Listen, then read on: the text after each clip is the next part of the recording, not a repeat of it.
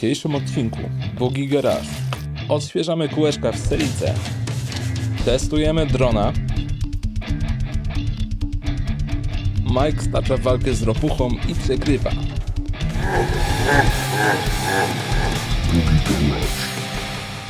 Korzystając z tego, że nie zebrałem jeszcze wszystkich części do nowego projektu, Zetka jest w takim stanie, w jakim chciałem, żeby była, i do tego pogoda dopisuje. Przyszła pora na zajęcie się moim ulubionym Japończykiem, który ostatnimi czasy rzadko był użytkowany.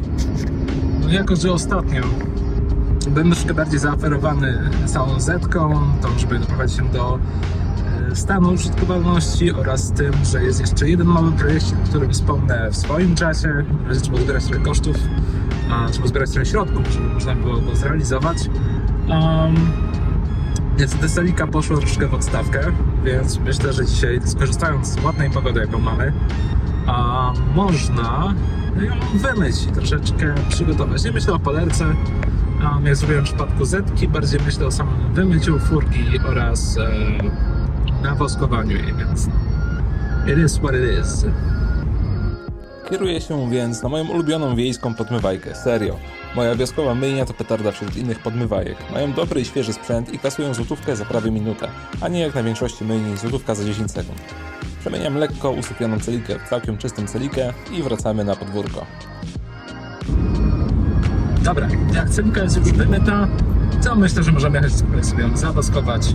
Tak jak mówię, bez polarki, bez żadnego wydziwiania, może jeszcze tylko felgi ogarnę, ponieważ jest tutaj dosyć szeroki rąd i ze względu na to niestety zbierać tam bardzo dużo syfu.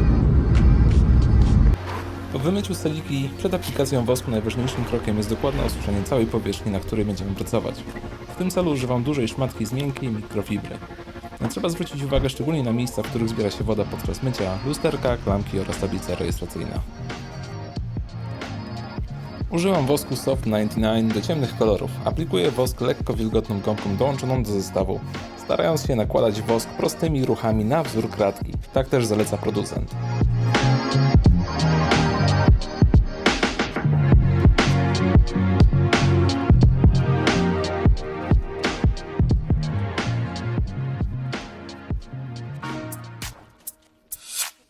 Gdy już skończymy nakładać wosk, należy odczekać od kilku do kilkunastu minut, aż wosk delikatnie stwardnieje. Będzie to widoczne po tym, że na lakierze pozostaną wyraźne białe ślady. Dodam też, że nie powinno się woskować samochodu w pełnym słońcu. Najlepsza temperatura do woskowania to okolice 20 stopni Celsjusza. Gdy wosk jest gotowy, możemy przystąpić do ścierania go. W tym celu bierzemy nową mikrofibrę i wcieramy w lakier kolistými ruchami, tak aby zlikwidować wszystkie białe ślady po zaschniętym wosku. Etap ten wymaga troszkę siły, aby zetrzeć nadmiar wosku z lakieru. Po woskowaniu przyszedł czas na felgi. Tak jak wspominałem wcześniej, felgi z szerokim rantem mają to do siebie, że lubią zbierać opiłki po ścierających się klockach hamulcowych.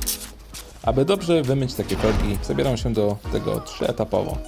W pierwszym etapie używam środka tak zwanego krwawiącego, który rozpuszcza cały nalot z klocków i ścieram go z felgi mikrofibrą.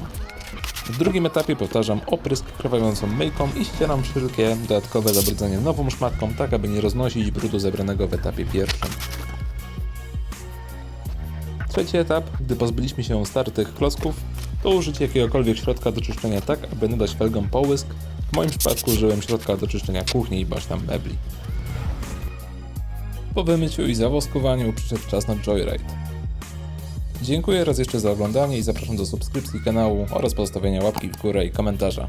Dzięki wielkie, do zobaczenia w następnym odcinku.